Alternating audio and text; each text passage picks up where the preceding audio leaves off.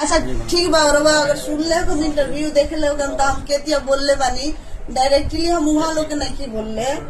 हम जैसे ही बोलले बानी कि जैसे मीडिया में आके बहुत सारी लड़की लोग ऐसे गंदा आरोप लगा देता लो वो खातिर हम बोलले बानी कि प्लीज रउआ लोग जितना भी हमारा लड़की बानी लो गंदा आरोप मत लगाई लो कैसे की सब चीजें हम तो जहाँ तक देख ले बानी वहाँ हम ये बोलले बानी इंटरव्यू में कि हम कल्लू सर के साथ प्रोग्राम भी किए स्टेज शो भी किए हैं। ऐसा तो मुझे कभी लगे नहीं है।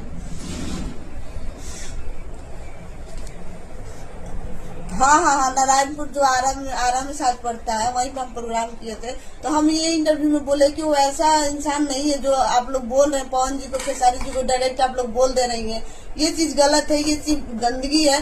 ताली एक हाथ से नहीं बजता है, दोनों हाथ से बजता है। तो प्लीज आप लोग ये सब चीजें बंद कीजिए। बोलना कि हाँ कॉम्प्रोमाइज के बल पे काम मिलता है, ऐसा कुछ नहीं है। टैलेंट है तो क्या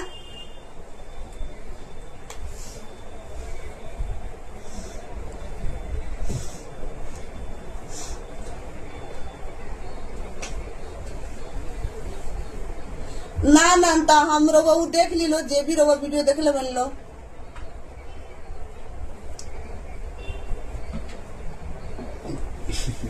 ना तो हम में गलत थोड़ी बोलने बानी रोवा सुन लियो में। अरे तो हम खुद थोड़ी बोलने बानी।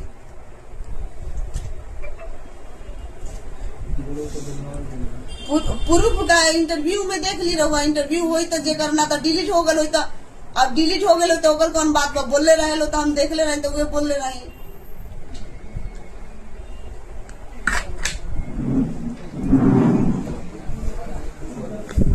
ठीक बा हमार नंबर वही शायद रहुआ कल कॉल कर ले हमरा।